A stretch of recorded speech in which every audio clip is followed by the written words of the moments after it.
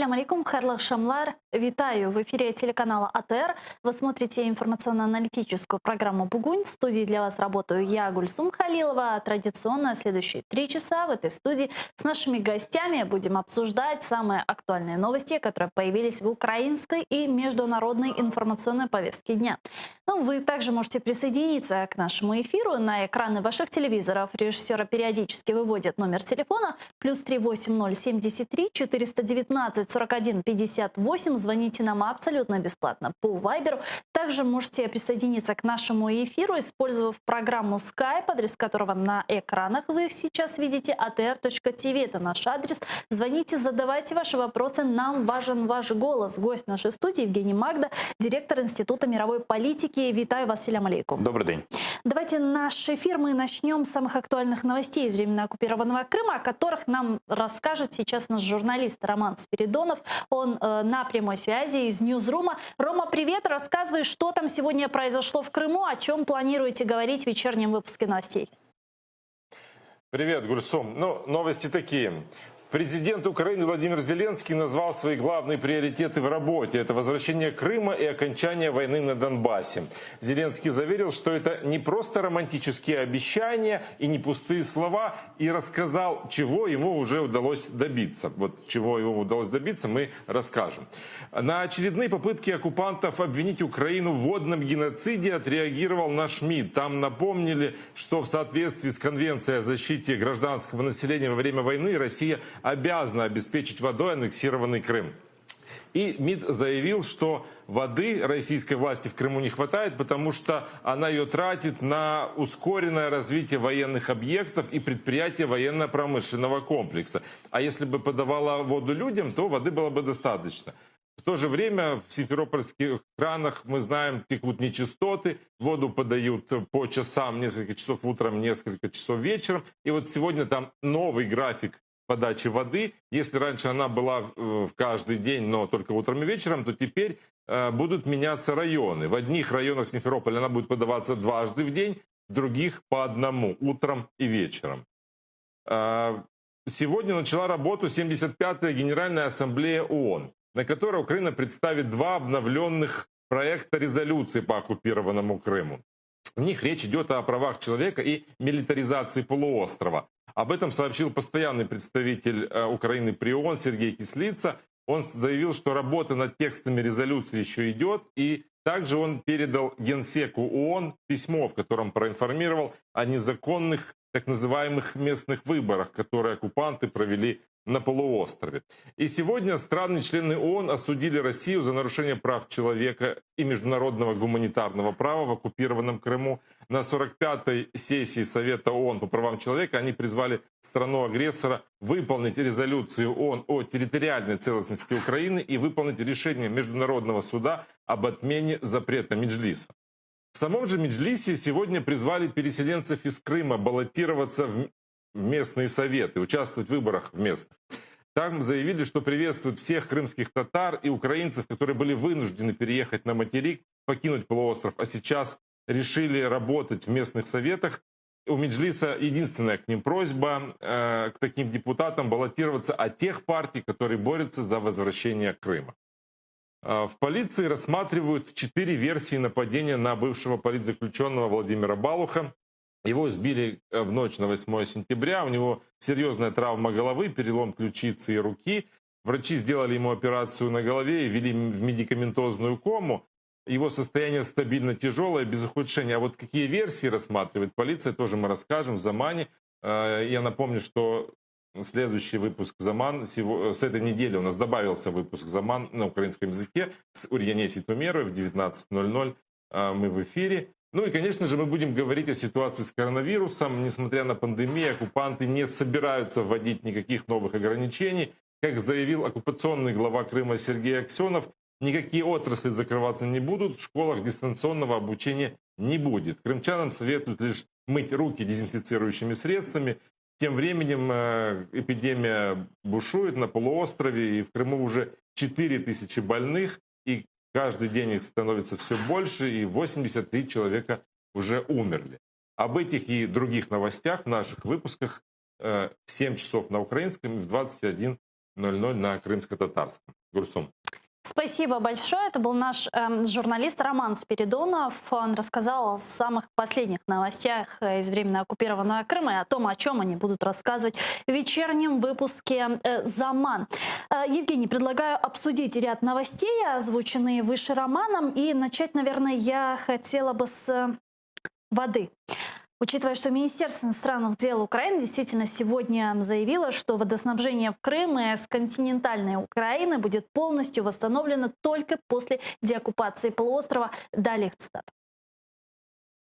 Констатуємо той факт, що під приводом гуманітарної потреби російській окупаційній владі в Криму не вистачає води на прискорений розвиток військових об'єктів та підприємств військово-промислового комплексу. Очевидним є й той факт, що потреба у водних ресурсах зростає на тлі колонізації півострова, стрімкого зростання населення в рамках цілеспрямованої політики заміни демографічного складу Криму. Такі дії держави-окупанта є воєнним злочином.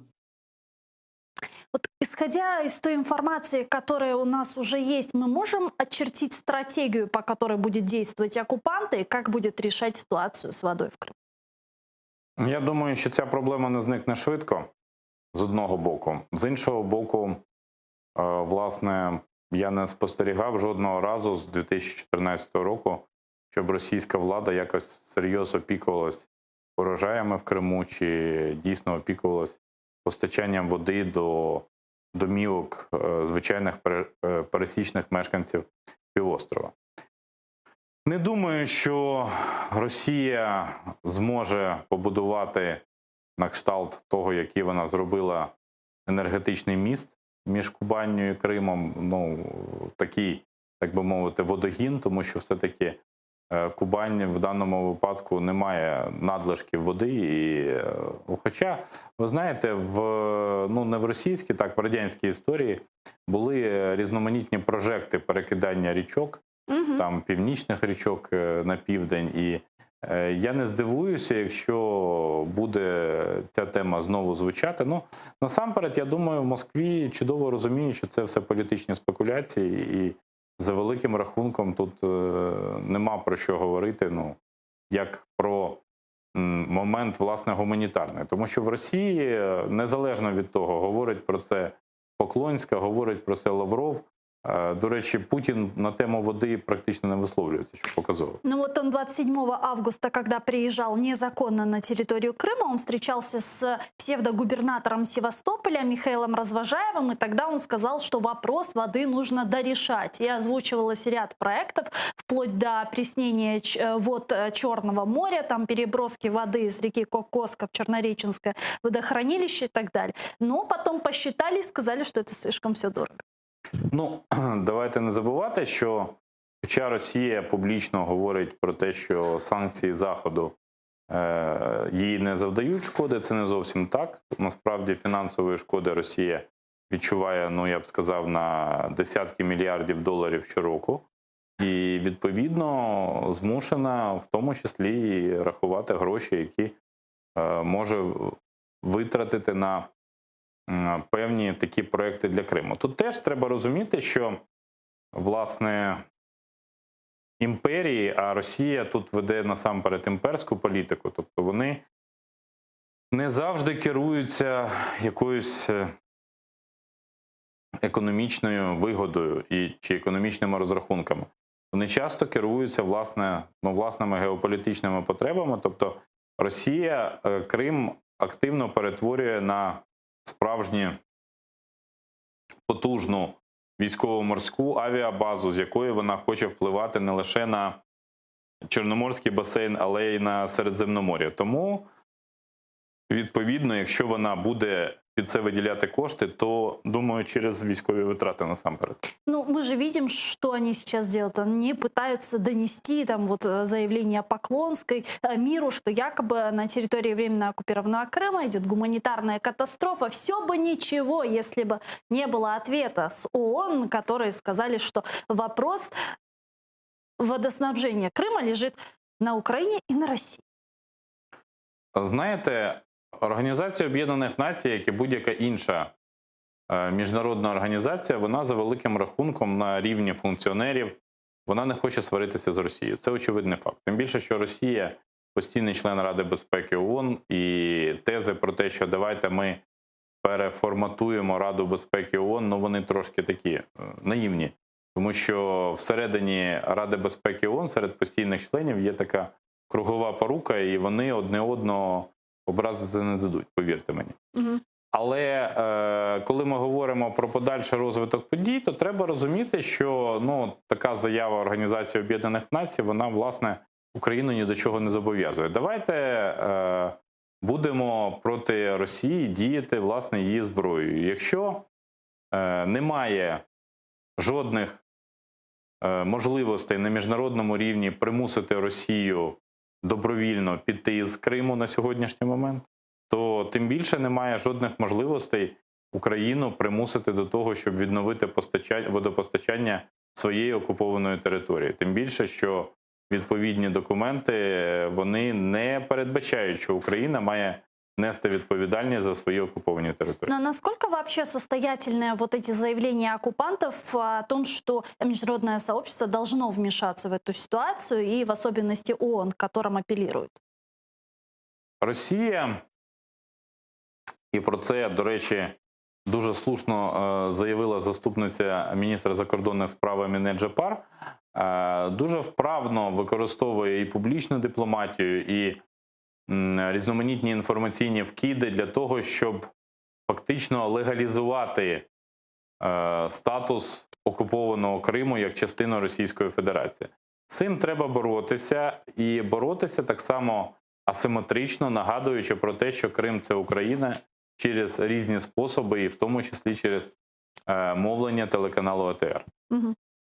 Ну вот, как отметил наш корреспондент, Роман действительно на этой неделе, а именно сегодня, начала свою работу, началась 75-я сессия Генеральной Ассамблеи Организации Объединенных Наций, и Украина будет выносить не менее 2 проекта резолюции, которые будут касаться аннексированной России Крыма, сообщил постоянный представитель Украины при ООН Сергей Кислица. Одна резолюция будет касаться прав человека на территории временно оккупированного Крыма, ну а другая будет касаться милитаризации. Работа над текстами новых резолюций началась уже давно, сообщил Сергей Кислица.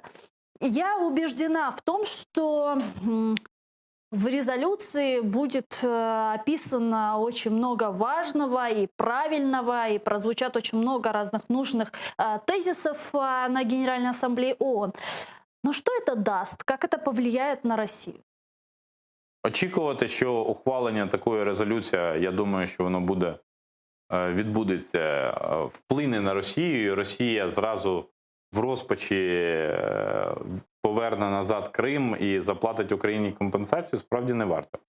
Але насамперед цього року, коли ми живемо в надзвичайно неспокійних умовах, в умовах пандемії COVID-19, Україна зобов'язана постійно нагадувати про свої проблеми. Тобто українські проблеми не повинні губитися за проблемами інших держав. Тобто ми маємо постійно привертати до себе увагу, ми маємо постійно про себе нагадувати. За великим рахунком, іншого виходу Україна не має. Тобто ми маємо розраховувати на достатньо тривалу затяжну боротьбу, і відповідно стратегія має включати в себе з одного боку заходи, які будуть спрямовані на досягнення короткотермінових якихось рішень, а з іншого боку постійно нагадувати про існуючий на сьогоднішній момент статус-кво і вимагати його змін. Ну, вот как вы уже отметили, понятно, что быстро добиться желаемого результата нами, к сожалению, не удастся, и что это игра в долгую.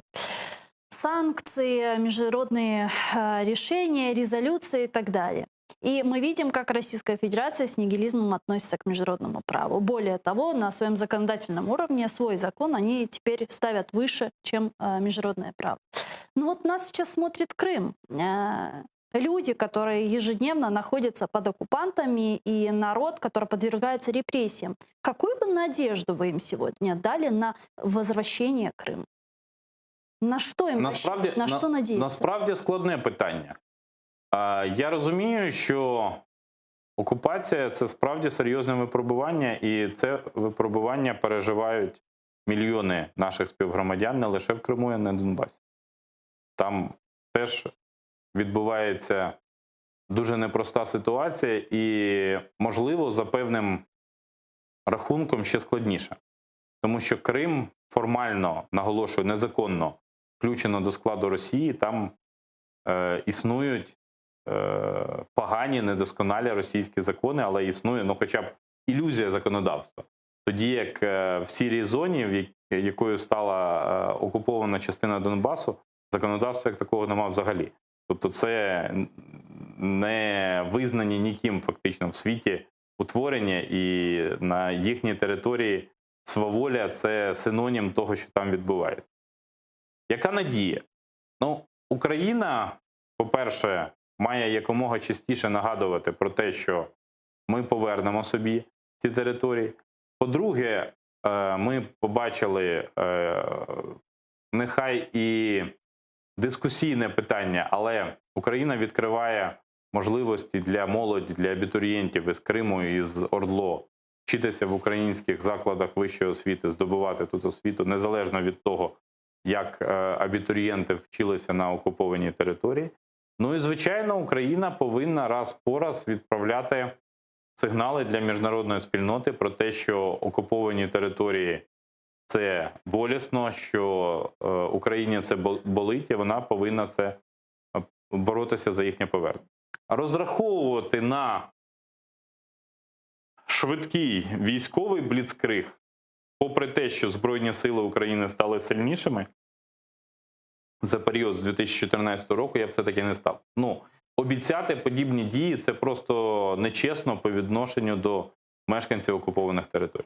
Ну а вообще был ли такой прецедент в мировой истории, ну хорошо, хотя бы после Второй мировой войны, что оккупированная территория была возвращена юридическим путем или путем санкционного давления на ту или иную страну оккупанта? Ви знаєте, санкційний тиск, він,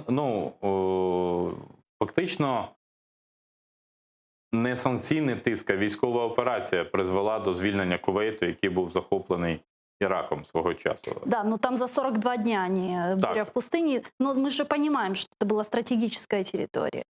Але Крим для України теж стратегічна територія. Якщо ми говоримо про те, як Україна має боротися за повернення Криму, то я думаю, що це найперший шлях насамперед євроатлантичної інтеграції, вступу до НАТО. Ви мені зараз скажете, що НАТО не схвалює вступ країн, у яких є територіальні суперечності з сусідами. Це правда. Але так само правда те, що Грузія, яка втратила 20% своєї території, і Україна, яка втратила біля 7% своєї території сукупно, вони на сьогоднішній момент найближче наблизились до вступу до НАТО. Тобто, я не кажу, що залишився один крок, залишилась низка кроків, кілька кроків, але прогрес очевидний, і прогрес цей триває достатньо помітно. В Европейском Союзе заявили о непризнании так называемых выборов на временно оккупированных территориях Крыма и Севастополя, которые состоялись в воскресенье. Давайте послушаем фрагменты из их заявлений. 13 вересня в Російській Федерації пройшли регіональні та місцеві вибори. Вибори губернатора також пройшли в Севастополі. Європейський Союз не визнав незаконну анексію Криму і Севастополя Російською Федерацією. І отже, не визнає проведення виборів на Кримському півострові. Соединенные Штаты Америки также осуждают и отвергают проведенные в воскресенье 13 сентября так называемые российские выборы на территории Крыма. Давайте послушаем. Ми засуджуємо і не визнаємо так звані вибори, проведені в Криму 13 вересня. Знову Росія порушила суверенітет України на території, яку Росія силоміць захопила та спробувала анексувати. Это уже не первые незаконные выборы на территории Крыма и, очевидно, не последние, если Крым не будет деоккупирован. Как еще, кроме выражения недовольства, мы можем влиять на эту ситуацию? Люди, які отримали з тих чи інших причин російські паспорти, вони можуть насамперед ці вибори бойкотувати, ігнорувати їх. Я не бачу можливості, наприклад, іти асиметричним чи гібридним шляхом, висувати кандидатів від, скажімо, опозиційних російській владі сил і потрапляти від них до місцевих органів влади, але така участь у виборах, вона їх легітимізує. Тобто це, на мою думку, абсолютно неприйнятний сценарій. Тому не брати в них участь, мінімізувати спілкування з окупаційною владою і, власне, мінімізувати можливості цієї влади тиснути на... Ну, це залежить, знову-таки, від рівня солідарності людей, які перебувають на окупованих територіях, наскільки вони готові підтримувати одне одного. Ну а мы можем вообще не признать выборы на территории Российской Федерации в связи с тем, что они вот эти выборы незаконно проводят и в Крыму, и призвать к этому международное сообщество, к примеру? Україна не збирається визнавати ці вибори, це абсолютно очевидно. Точно так само, як Україна завжди висловлює протести проти незаконних візитів чи Путіна, чи інших російських очільників на територію окупованого Криму. Ну, про Крым понятно, а вообще в целом в России? Але річ у тому, що від нашого визнання чи невизнання вибори, ну, фактично не впливають. Тобто, я скажу вам, що ще до карантину, в лютому місяці, здається, група депутатів від ОПЗЖ побувала в Державній Думі Росії. Але вони туди полетіли, як, ну, ніхто з них не знімав депутатського статусу, але в них не було якогось відрядження від Верховної Ради. Тобто вони просто туди полетіли, як громадяни України. Їх там і Путін приймав, і вони в приміщенні самих федеральних зборів побували. І тоді ще зазначали, що це перший за 5 чи за 6 років, за 6, здається, років, візит українських парламентаріїв до Москви, до Державної Думи. Тобто міжпарламентських контактів між нами на сьогоднішній момент немає. Тобто від невизнання Україною, за великим рахунком, на жаль, нічого залежати не буде. Тому заява, як формальне невизнання, вона повинна прозвучати, але ну, ми без того, здається, мінімізували контакти з російською владою. Тобто їх на сьогоднішній момент практично немає.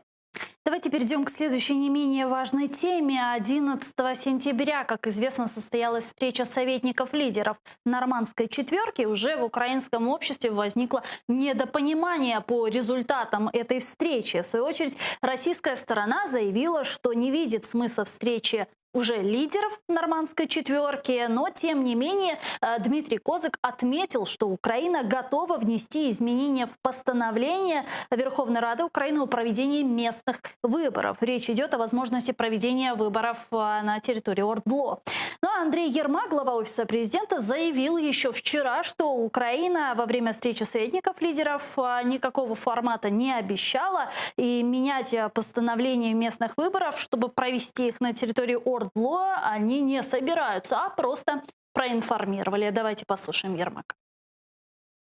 Ніяких зобов'язань від української сторони щодо перегляду постанови Верховної Ради не було. І це неможливо, тому що ми не можемо втручатися в діяльність українського парламенту. Андрею Ермаку вторит вице-премьер, министр по вопросам интеграции оккупированных территорий Алексей Резников. Он назвал мифом информацию, что будто Россия хочет проведения выборов на оккупированных территориях 25 октября. Поэтому требует от Рады принять изменения в постановление. Давайте послушаем Резникова. Такої вимоги немає. Вони самі не готові там проводити вибори 25 числа, на жаль.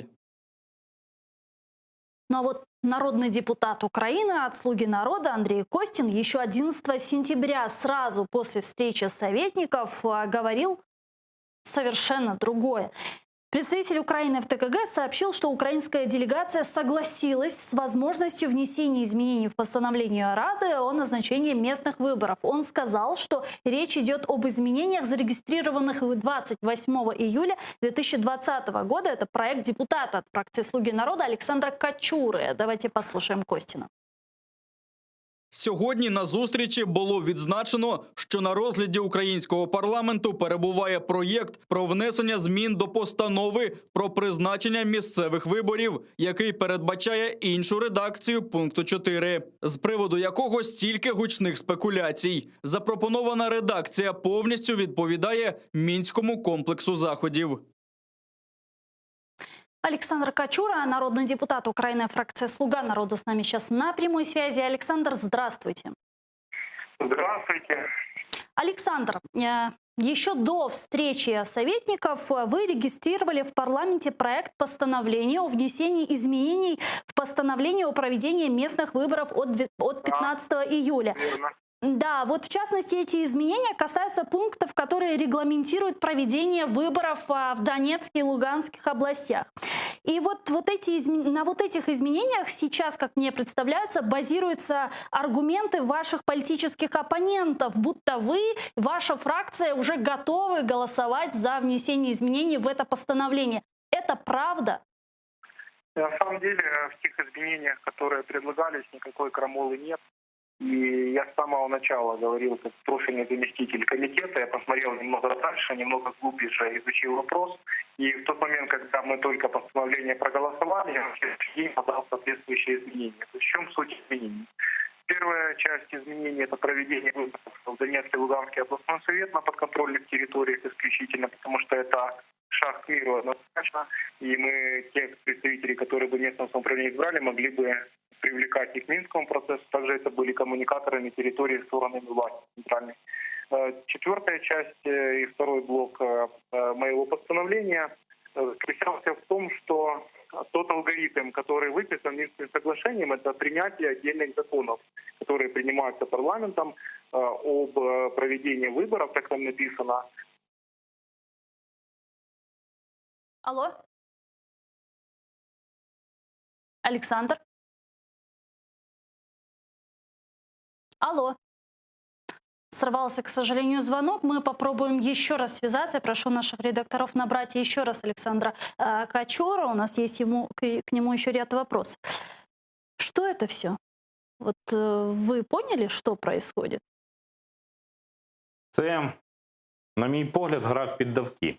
Угу. Давайте трошки ширше подивимось на ситуацію і не будемо обмежуватись аналізом того, що відбулось в Берліні 11 вересня. А згадаємо, що напередодні перед цією зустрічю мала відбутися інспекція в населеному пункті Шуми. Да. Так звана інспекція, за участю представників Росії, ОБСЄ, України і, очевидно, представників бойовиків. У всякому разі, про це домовилась тристороння контактна група. Взагалі, сам факт такої домовленості мені, чесно кажучи, виглядає дивним, тому що і так само, як виправдання на цю тему українських посадовців, вони так само виглядають дивним. Україна не розуміє на офіційному рівні, тобто наші представники не розуміють простої речі, що Росії не потрібні місцеві вибори в Україні. Вона хоче їх всіляко підважити. І вона вимагає переглянути постанову, яка була ухвалена для того, щоб забезпечити запуск, власне, місцевих виборів. Можна шукати різноманітні приводи. Але якщо ця постанова навіть буде переглянута, що само по собі виглядає абсурдним, бо процес виборів вже пішов, перегляд постанови буде означати, що хтось з учасників виборчого процесу подасть скаргу до суду про те, що, власне, як можна змінювати правила виборів під час виборів. І це, з високою долею вірогідності може взагалі підважити виборчий процес в країні. Якщо, в принципі, будуть, наприклад, уявимо собі, якщо Росія протисне зміни до цієї постанови, тобто те, що вони постануть на голосування і, уявимо собі, будуть ухвалені, повірте мені, що наступна вимога, вона прозвучить, що давайте запроваджуйте в дію закон про особливий статус окремих територій Донецької та Луганської областей. І це буде теж звучати перемішано з обстрілами українських позицій, перемішку з обговореннями про те, скільки ми можемо здійснити обмін полонених. Тобто Росія в цьому плані має виграшну позицію, бо в неї є пара маріонеток, так звана ДНР і так звана ЛНР. І коли їй потрібно, вона висуває вперед маріонеток. Коли їй не потрібно, вона сама виходить наперед. Керівник української делегації Леонід Кравчук заявив, що так звану інспекцію в Шумах ініціював Дмитрій Козак. Тобто, фактично, не просто були спочатку заяви такого собі Пушиліна, який називає себе керівником так званої ДНР, але була і заява Козака. І Україна пішла в цьому плані назустріч. А все для чего? Зачем? Ну, Чтобы встретиться в нормандском... Для того, щоб Володимир Зеленський міг зазирнути в очі Володимиру Путіну і увидеть побачити там мир. там напис «Війна», на жаль. Війна. Тому що Росії не потрібна сильна Україна, Росії не потрібен хоча б трохи сильний президент України, незалежно від того, яким буде його прізвище. А на что рассчитывает Владимир Зеленский? На что рассчитывает его окружение, которое считает, что таким образом, пообщавшись там с Путиным в нормандском формате, можно что-то решить? Ну, я думаю, що зараз розрахунок все-таки не на зустріч в нормандському форматі, а розрахунок на те, щоб в лапках продати своє прагнення до миру напередодні місцевих виборів і сказати, що «Слуга народу» прагне миру, і ми все робимо для того, щоб досягнути миру. Рейтинги опять. Так, Ні. в першу чергу рейтинги. Борислав Береза, народный депутат Украины 8-го созыва, политический деятель, с нами сейчас на прямой связи должен быть, как мне подсказывают наши редактора. Как только мы восстановим с ним связь, мы его подключим к нашей дискуссии. То есть неспроста Леонид Кравчук еще на прошлой неделе призывал Верховную Раду Украины рассмотреть это постановление. Он уже был в курсе? Ну, він же погоджувався фактично на те, що і написав лист відповідний до Верховної Ради. І, до речі, Олександр Качура коментував, що немає можливості, ну, власне, законодавчого впливу колишнього президента на порядок денний Верховної Ради, але домовились створити робочу групу для того, щоб обговорювати якісь документи, які можуть надійти з тристоронньої контактної групи. Ну, даруйте, це виглядає як певне пересмикування. Є чітко обмежене коло суб'єктів законодавчої ініціативи. Колишні президенти до цього кола не входять. Тобто, якщо є проєкт Олександра Качури, проєкт постанови про зміни до постанови, то ми фіксуємо собі, що цей проєкт вніс представник «Слуги народу» Олександр Качура з усіма подальшими наслідками політичними і для нього, і для партії «Слуга народу». А какие последствия могут быть? Ну, по-перше, в мене є неабиякі сумніви, що такий закон взагалі напередодні місцевих виборів буде ухвалений. І напередодні будь-яких виборів теж. Тому що подібну постанову, тобто вона вписується в формулу українську «за моє жито, мене і бито». Тобто Україна сама готується йти на поступки. Ви розумієте, це дуже серйозний виклик для Зеленського, і мені доводиться констатувати, що він цього не розуміє. Що поступки Росії, вони вкладаються в іншу вже російську формулу. Коготок увяз, всі птічки пропасть. Тобто це насправді одна поступка, вона буде породжувати інші.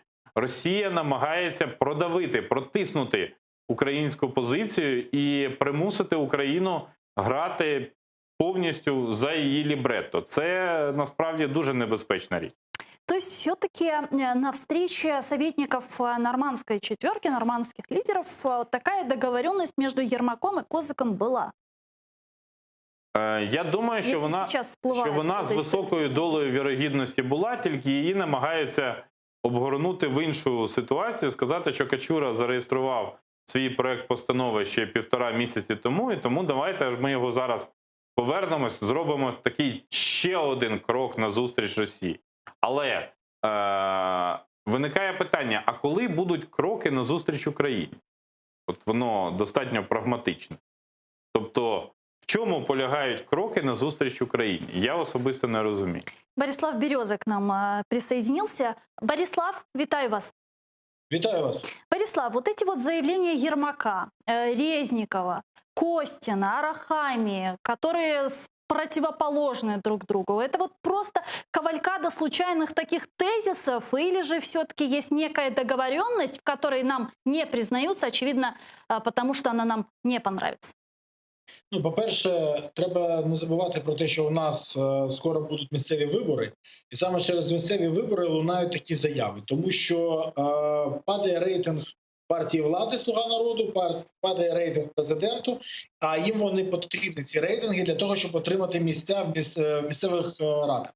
Тож зараз вони будуть намагатися привернути до себе тих, хто відколюється і йде або до Шарія, або до ОПЗЖ. Патріотичний електорат до них вже не повернеться. Тому зараз намагання залучити до себе ті, хто має сумніви, що вони можуть досягнути миру з Росією на будь-яких умовах. Питання в тому, що те, що ми зараз бачимо, це також і намагання перейти до питання референдуму, тому що його будуть протягувати в найближчий час. Угу. Если не удастся проголосовать за постановление? Так, якщо вони не отримують голоси за цю постанову, вони будуть намагатися його протягнути через референдум. Дивіться, сьогодні відбувалося дуже таке цікаве голосування, яке було маркером. Це голосування про Білорусь. І ми побачили, що тільки трошки більше, ніж 150 слуг проголосували за те, щоб не визнавати президента Лукашенка, вибачте, легітимним. І питання в тому, що 228 взагалі депутатів Верховної Ради проголосували за цю постанову. Це показує, скільки людей справді готові голосувати за якісь проєвропейські постанови. І це показує про те, скільки проросійських депутатів є в Верховній Раді. Також ми знаємо, що завтра прийде президент Зеленський в Верховну Раду, поспілкується з деякими людьми. І, наприклад, той же самий гвалтівник Іванісов проголосує за те, що хоче Офіс президента. Деякі групи, які мають прихильність до президента, але не входять у «Слуги народу», теж проголосують. Їм віддадуть якісь там шматки бюджету або дадуть фінансування на їх якісь там цікаві інтереси або якісь області. А чего хочет Офис президента? О чем договорился Андрей Ермак и Дмитрий Козак? Андрій Єрмак ні про що взагалі не договорився, виключно про те, що Верховна Рада проголосує постанову. Про те, що вони ж хочуть що? Вони хочуть прийняти ту постанову, яку хоче Росія. І щоб казали про те, що спочатку вибори, а потім вже виводять росіяни свої війська. Цього допустити не можна, тому що це є зрадою, це держзрада. І це не якась фейсбучна зрада чи якесь спілкування на кухні, ні. Це дійсна зрада держінтересів. Каким последствиям это может привести? Це може привести до розколу України. Якщо дуже коротко. Угу. Скажите, а вот если Верховная Рада Украины вот, теоретически проголосует за вот это постановление, что будет дальше? Как будет реагировать украинское общество? Це буде розкол, саме те, що я кажу. Дивіться, в Україні давно немає єдиної громадськості, єдиної такої спільноти, яка би розуміла одна одну. Україна розкол. Те, що буде далі, буде ще гірше. Тому що є велика кількість людей, які пройшли війну, втратили друзів, родичів, кінцівки, здоров'я. І вони не можуть погодитись на те, що Росія все ж таки переможе і продавить свої наративи і свої інтереси в Україні. Тому що якщо Росія переможе, то тоді Україна знов потрапляє до орбіти впливу Росії, ми можемо попрощатися з європейським майбутнім, ми можемо взагалі попрощатися з будь-яким майбутнім, ми будемо провінцією біля Росії. Завжди. Ми будемо Білорусі. І велика кількість людей цього не хоче допустити, не буде допустити. Я теж цього не хочу. І що буде тоді? Тоді буде протистояння, відверте, відкрите протистояння з тими, хто підтримує таку позицію. Таку позицію підтримує великі фінансово-промислові групи, які втрачають гроші на тому, що не працюють з Росією. Такі в таке можуть підтримати деякі олігархи, які мають вплив в Верховній Раді. Але громадяни України, які хочуть жити в Україні, а не в Російській Федерації під патронатом України, під патронатом Росії, бачите, вони такого не допустять. І тоді ми будемо бачити ще більшу напругу, і ми будемо бачити, як ця напруга рано чи пізно перейде в протистояння. Це не буде Майдан, буде значно гірше. Я розумію, що цього не можна допускати, тому що Майдан знищить Україну. Такий Майдан – це буде взагалі розкол України на декілька частин. Саме цього і хоче досягнути Росія. Саме цього в будь-який варіант. Тому що після того можна буде казати, що Росія намагалася зробити все, що можливо, країна розколюється, і санкції треба знімати. Росія зараз зацікавлена тільки в одному – своїх інтересів. На жаль, очолює Україну людина, яка цього не розуміє. Більше того, сьогодні він, коли виступав у Відні, він сказав, що от я бачу, що буде в найближчому часі зустріч лідерів нормандської четвірки. Який він лідер? Він вважає, що він лідер. Лідер – це людина, яка веде за собою. Лідер – це людина, яка приймає відповідальність. Лідер – це та, яка пише свій порядок денний і примушує інших його виконувати, а не виконує чужі бажання. Наприклад, як Зеленський зараз намагається виконувати бажання. І головне питання. Зеленський зараз бреше самому собі. Ця зустріч не потрібна Путіну. Взагалі не потрібна. Саме тому її і не буде. Путін зацікавлений в тому, щоб Зеленський з кожним днем ставав слабкішим і слабкішим. Ну, мы понимаем, и мы это видели в прошлый раз перед встречей 4 лидеров в нормандском формате, когда Российская Федерация выдвигала свои условия, и Украина шла на эти уступки. И очевидно, что если сейчас мы внесем изменения в это постановление, то Российская Федерация потребует еще что-то, там предоставление особого статуса Донбассу, да? А також запустити воду в Крим. Це 100%. Да, це те, що зараз ходить. Скажите, вот зачем это нужно офису президента? Чего они хотят? Просто увидеться в нормандском формате, посмотреть в глаза Путину и увидеть там мир? Зачем это все? Рейтинг. Питання рейтингу. Зеленський втрачає рейтинг. Він зараз хоче його якось зупинити, падіння цього рейтингу. І його електорат ніколи не був єдиним. Це були представники хто завгодно або не Порошенка. Люди, які проголосували по приколу. Це були люди, які голосували, тому що він був більш цікавий, ніж ОПЗЖ, і обіцяв дружбу та мир з Росією. Він обіцяв спокій. Їм спокій. А вони не хочуть хвилюватися про те, що десь війна, стріляють, ще щось. Для них це такі турботи, які їм не подобаються. І питання державності взагалі їх цікавить. Він це обіцяв, але не виконує. І тоді вони повертаються до своєї прихильної партії. Це ОПЗЖ зараз. Саме тому він намагається через обіцянки цієї зустрічі зберегти свій електорат.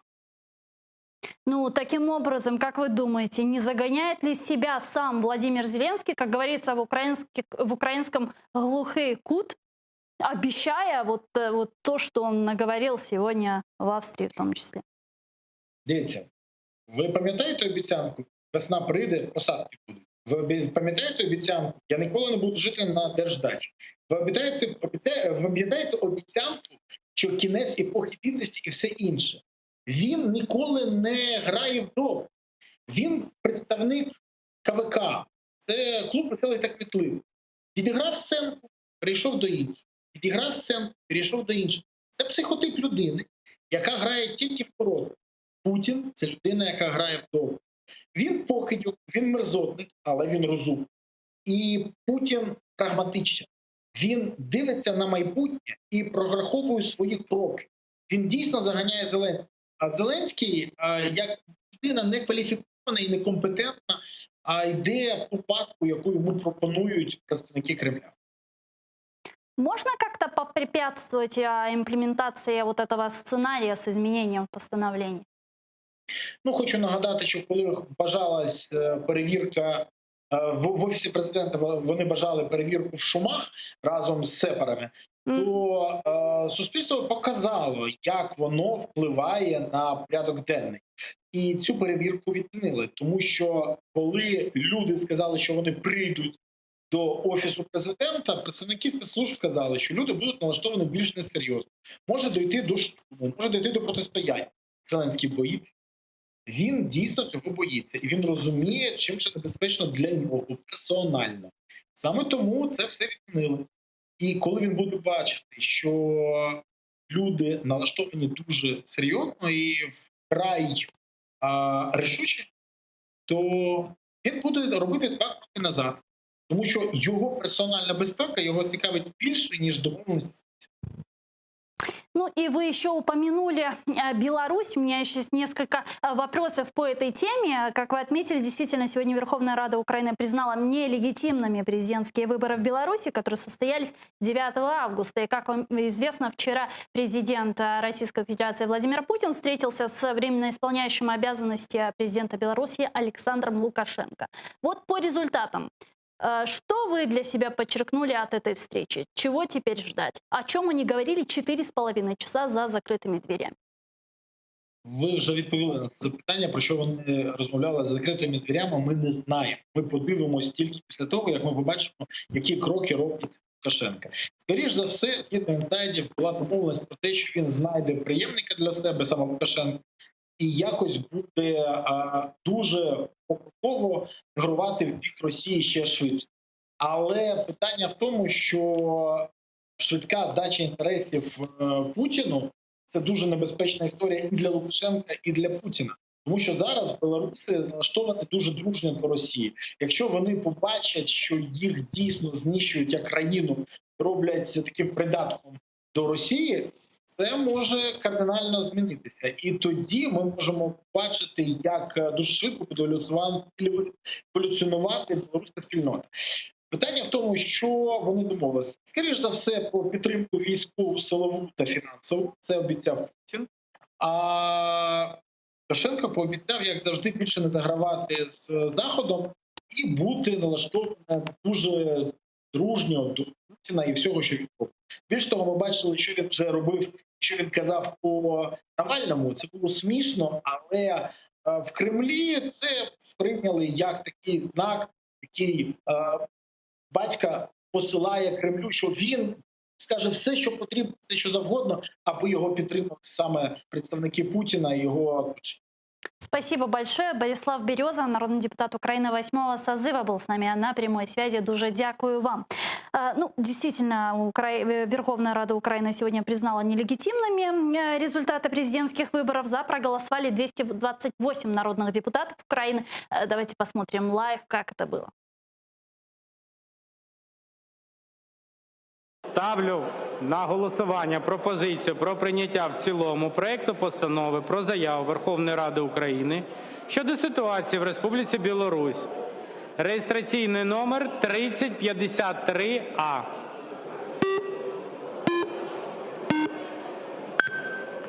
За 228 рішення прийнято. По фракціям покажіть. А вот Россия признает выборы в Беларуси и считает Александра Лукашенко легитимным президентом страны. Об этом сообщил пресс-секретарь президента Российской Федерации Дмитрий Песков по итогам переговоров между Лукашенко и Владимиром Путиным. Далее цитата. Олександр Григорович – легітимний президент Республіки Білорусь. Він візаві президента Путіна в міждержавних відносинах. Бывший кандидат в президента Беларуси Светлана Тихановская считает, что Беларусь, которую захлестнули массовые акции протеста против президента Александра Лукашенко, прошла точку невозврата, и нынешний режим скоро падет. Давайте послушаем ее. Ми, як країна, пройшли точку неповернення. У Лукашенка немає майбутнього в якості лідера цієї країни. І його відхід з влади – лише питання часу. Как вам виделась встреча Лукашенко с Владимиром Путиным? Вот как считаете, поступится ли Лукашенко частью политического или же экономического суверенитета своей страны? Я думаю, що так. Але обсяги цих поступок будуть все-таки не такими, як ми собі на сьогоднішній момент вбачаємо.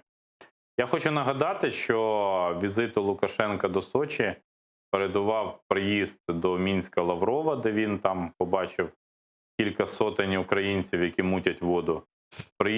Приїзд до Мінська російського прем'єра Мішустіна, який заявив, що союзна держава почала просуватися вперед. Приїзд групи російських пропагандистів, на додачу до тих, хто вже працює на білоруському телебаченні. Туди приїжджала відома Маргарита Сіманьян з Russia Today. І багато, тобто, це, знаєте, такі кроки. Путинский пул такой, Так. скажем. Але Лукашенко, він хоче показати білорусам, Борислав Береза правий в тому, що значна частина білорусів не ставиться до Росії вороже, що він користується повагою і підтримкою Путіна. А оппозиция в том числе?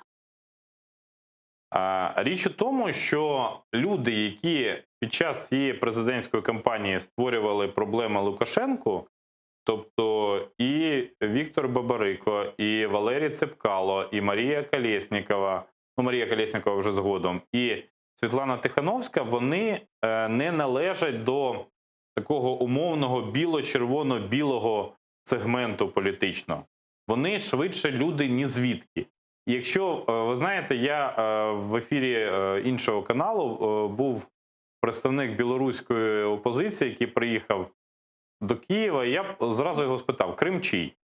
Він, ну, де-факто, де-юре, я розумію, що часто українці ставлять достатньо категоричне питання.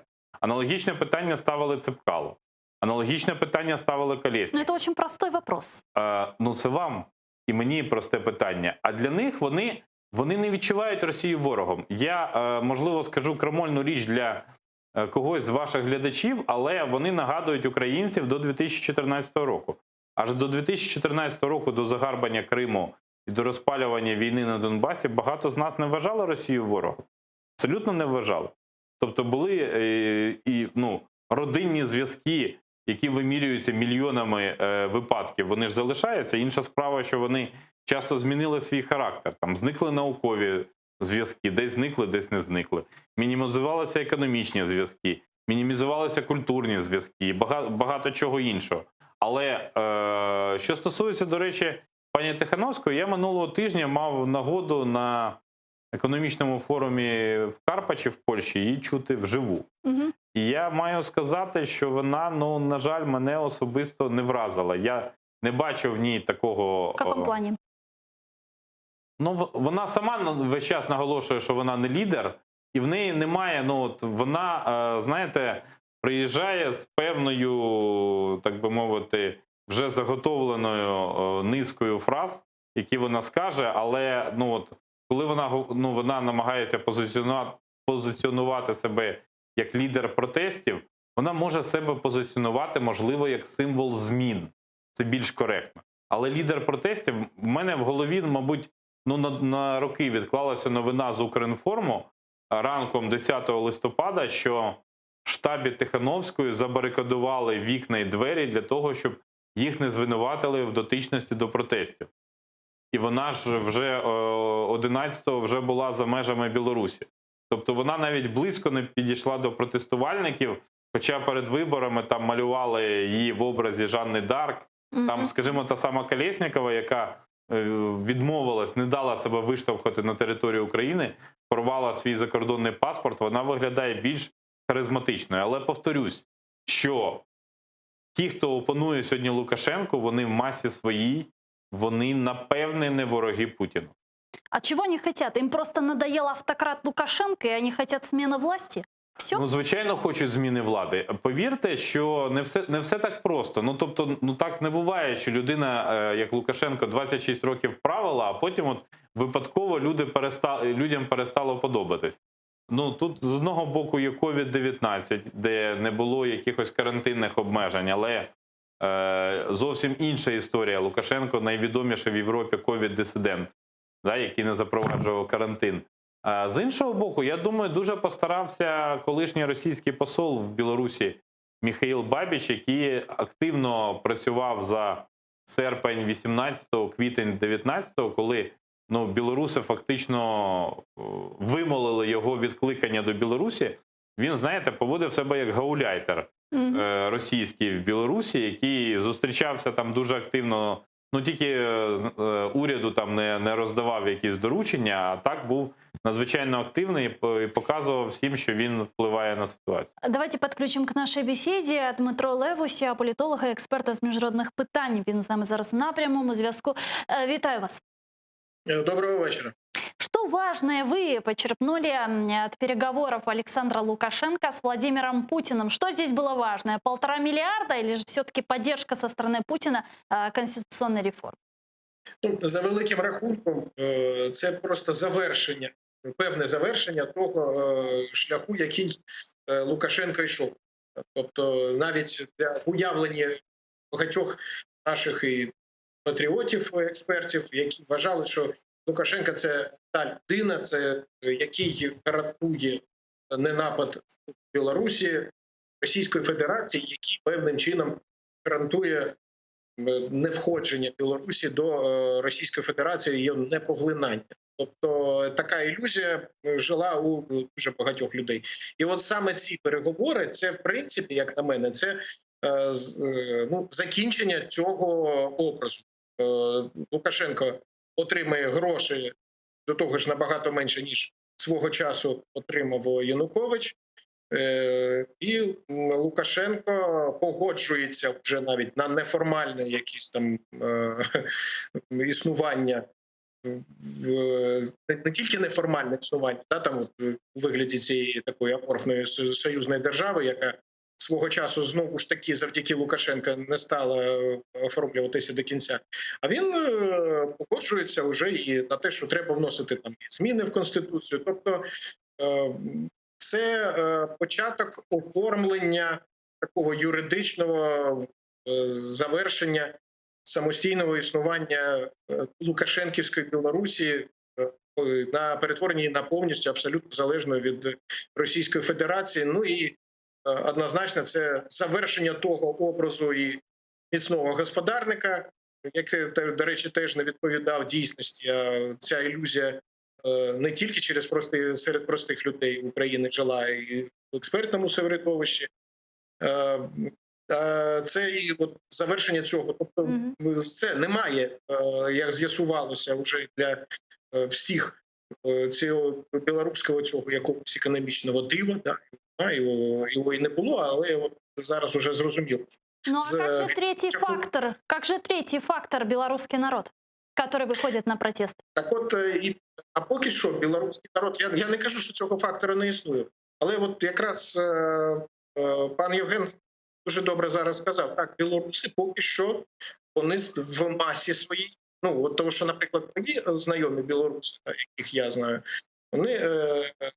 вони в принципі, однозначно люди по-білоруськи налаштовані. Але вони не втішні.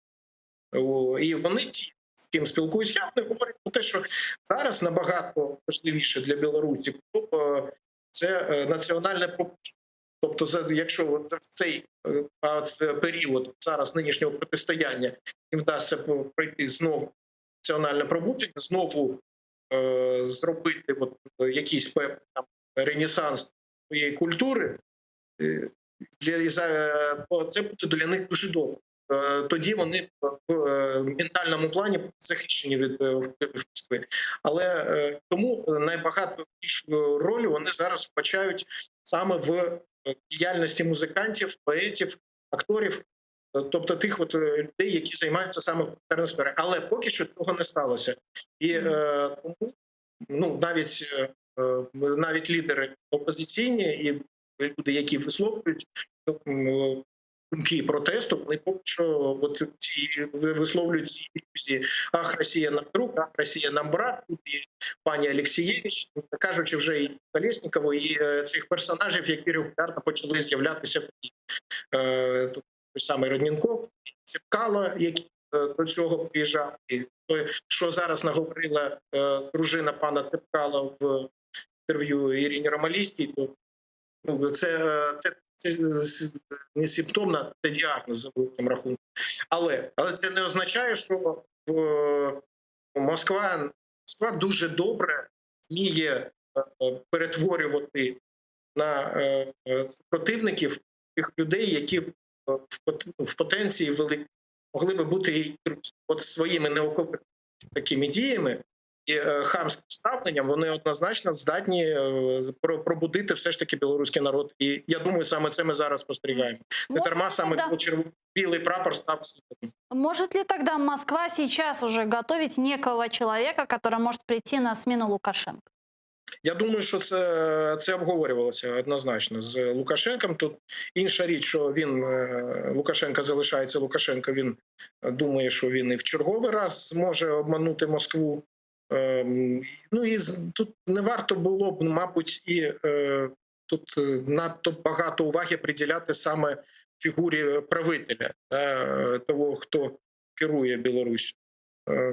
Тут ми бачимо, що почався злам цієї системи, і тут це лише питання часу. Якщо все буде розвиватися так, як ми говоримо, і білоруський народ саме масовими своїми протестами не змінить той сценарій, який зараз написали в Москві, і тепер уже Лукашенка, який він латентно завжди був проросійським, навіть не латентно, він завжди був проросійським, просовєтським, він сам про це казав.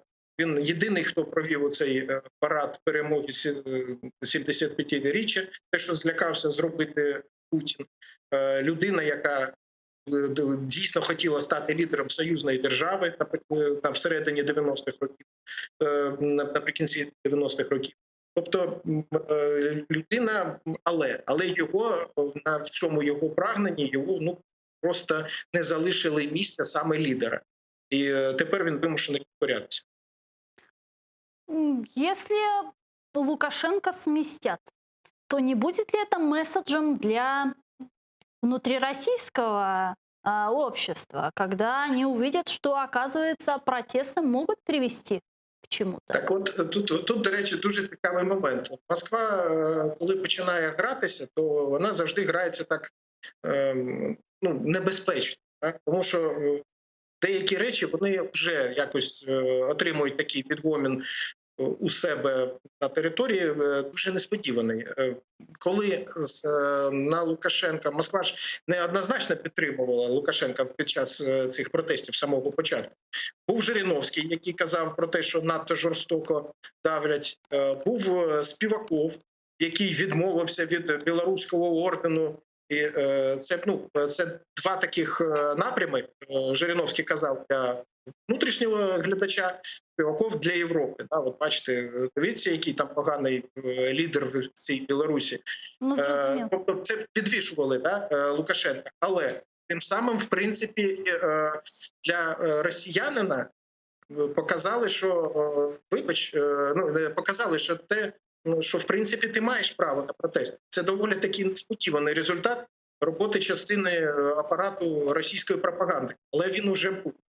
Я не думаю, що Лукашенко будуть знімати і скидувати з влади прямо так в брутальний такий спосіб. Дякую. Врешті-решт, в окупованому Криму влада зачищена на середньому рівні, але вітрина у вигляді Аксьонова, наприклад, вона ж залишилась. Дякую, Дмитро Левось. Дуже дякую вам. Дмитро Левось, політолог, експерт з міжнародних питань, був з нами на прямому зв'язку.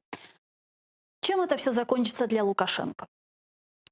Я думаю, що він все-таки усвідомлює ті виклики, які стоять перед ним, і ідея про зміни до Конституції, вони будуть такими, де з одного боку з'явиться, можливо, новий президент, але не цього року. Ну, він хоче в 2022 році проводити президентські вибори. Вірогідно, десь до того часу. Тобто, маю констатувати, що навіть масові білоруські протести, вони не поставили перед Лукашенком якихось таких питань, на які він не міг дати відповідь. При всій його там нервовості, при появі з автоматом в руках, але спроб штурму президентського палацу чи органів державної влади не було. Колонни белазів на чолі демонстрантів не було. Тобто, звичайно, ми порівнюємо, ми відчуваємо до цього емпатію, тому що ми порівнюємо з подіями Революції Гідності.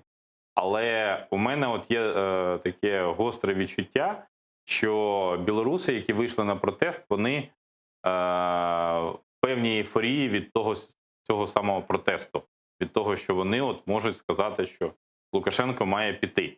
Але вони ще не знають, як цього добитися. До каких пор они будут выходить на вот эти последовательные ненасильственные протесты? Ви знаєте, з одного боку видається, що вони десь ходять по колу, тому що вкидати там назви там жіночий марш, марш героїв, можна марш вчителів чи людей. І масовість цих протестів, вона свідчить про те, що суспільне незадоволення достатньо значне. І просто так заплющити очі на ці протести вже не вийде, це очевидно. Тобто Лукашенка не спрацював розрахунок на те, що можна швидко придушити протести зразу після президентських виборів. Але от сказати, що вони призведуть до суттєвих змін вже наступні вихідні чи через вихідні, я думаю, це надзвичайно складно, тому що не забувайте, що в Білорусі достатньо потужна поліцейська складова, тобто там найвищий рівень поліцейських в Європі на 1000 людей. І це, що б не говорили опозиційні до Лукашенка медіа, але масового переходу силовиків на бік протестувальників я, наприклад, не спостерігаю. Поодинокі випадки є, але не більше.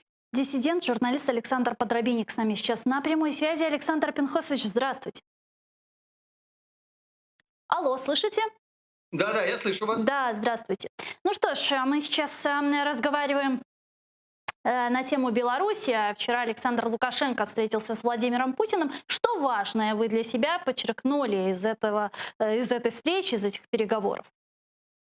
Эта встреча свидетельствует только о том, что между президентом Путиным и временным президентом Лукашенко установлены доверительные отношения. Собственно, это единственное, что вытекает из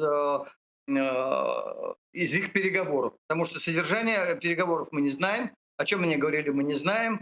Кредит — это все такие благие пожелания, так же, как возможное изменение Конституции. Это такие аргументы, которые можно будет достать в подходящий момент.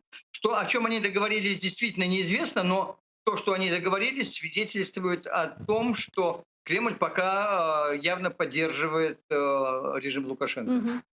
Многие эксперты говорят, что процесс аншлюса Беларуси уже начался, и вчера на переговорах Владимира Путина с Александром Лукашенко уже стало понятно, что Беларусь будет полностью зависеть от России. А вы как считаете?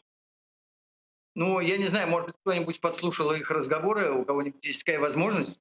Но на самом деле то, что вы говорите, аншлюз, это идет последние 2 десятилетия, как минимум, рывками. То у них получается, то не получается. Это вечные попытки России привязать Беларусь к себе, ввести в сферу своего влияния все, что можно вокруг, все, что было раньше советским, ныне подчинить Москве. А получается или не получается, в разное время по-разному. И, собственно, Лукашенко на этом строит свою политику, как бы обещая более тесное сотрудничество, обещая близость к Путину и в то же время сохраняя некоторую дистанцию. Это такова его игра внешнеполитическая. Тем временем российский оппозиционер Алексей Навальный опубликовал в Инстаграме первую запись после отравления нервно-паралитическим веществом из группы «Новичок» и опубликовал фото с палаты, где он находится со своей женой и своими детьми. Фото мы сейчас можем увидеть на экранах. И подписал он эту фотографию следующим образом. Давайте послушаем.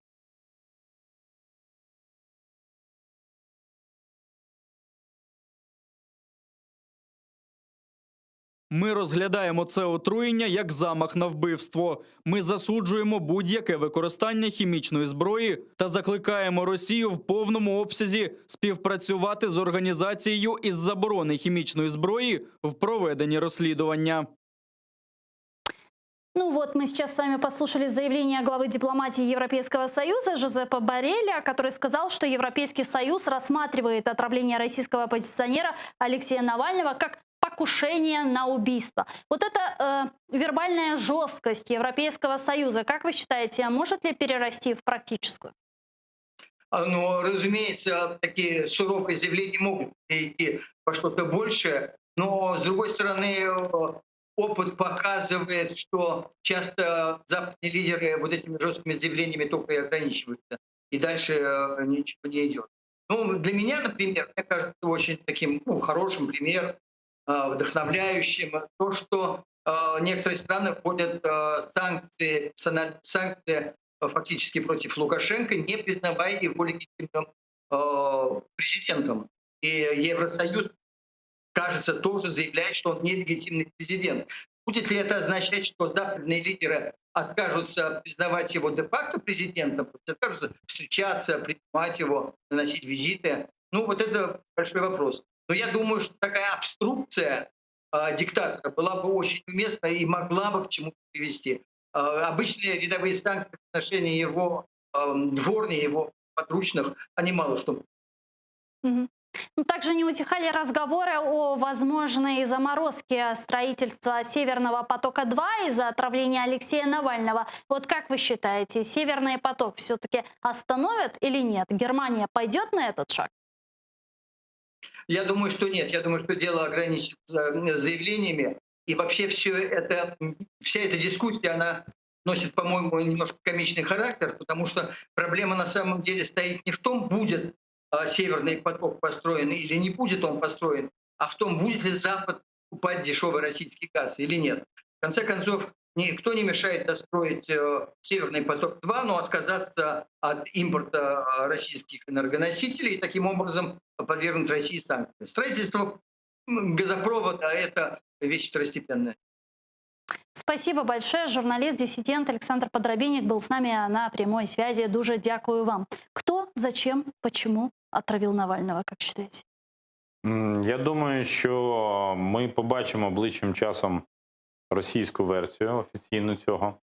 Точно так само, як Росія після вбивства Бориса Німцова показала теж тих, хто на офіційний, так би мовити, погляд, і чи після вбивства Анни Політковської, хто вбив її. Тобто це теж елемент великої геополітичної гри. Тому що Навальний – людина, яку Путін тримає в статусі такому несистемного опозиціонера, не дозволяє йому зайти до парламенту, не дозволяє йому зробити якусь, в європейському розумінні потужну політичну кар'єру, але все-таки позиції його достатньо такі імперські, він цілком в російському, загальноросійському політичному тренді, його фраза «Крим – це не бутерброд», вона достатньо відома. А що стосується Nord Stream 2, то це достатньо цікава річ, тому що цей газогін будується на російські гроші. І європейські компанії відмовилися в свій час його фінансувати.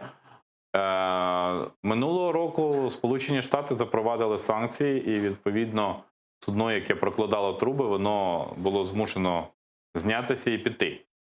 Туди прийшло російське судно «Академік Черський», але і «Північний потік» завершений вже на понад 90%. Проте... Там 160 кілометрів труб осталось проложити. Це на словах легко і просто. Як говориться, да. Але чи будуть, хто готовий, власне, потрапити під американські санкції? Сполучені Штати не займаються якоюсь геополітичною благодійністю. Вони зацікавлені в тому, щоб продавати власні енергоресурси. Європейський Союз хоче отримувати дешеві російські енергоресурси, хай через Німеччину, але отримувати їх передбачувано і без можливих примх транзитерів. Не лише України, а й там Словаччини, чи Польщі, чи тієї самої Білорусі, адже газотранспортна система Білорусі, вона там менше шансів на примхи, тому що вона вся належить Газпрому. І, відповідно, цей проєкт, він насправді більше політичний, ніж економічний. Мы же понимаем, что Северный поток-2 для Германии уже это как священная корова. Так, звичайно. Да, а Навальный как-то повлияет на эту ситуацию? Вообще он как-то влияет, отравление с ним? У мене парадоксальна думка. Те, що він прийшов до тями, грає проти Навального і грає на користь Росії. Тобто це дає привід європейським політикам знайти нові аргументи для того, щоб закінчувати Nord Stream 2. Дуже дякую вам. Евгений Магда, директор Института мировой политики, был гостем нашей студии. Ну а я с вами не прощаюсь, мы прерываемся буквально на 5 минут и продолжим в этой студии обсуждать самые актуальные новости, которые касаются непосредственно временно оккупированного Крыма и не только. Коршкинчик.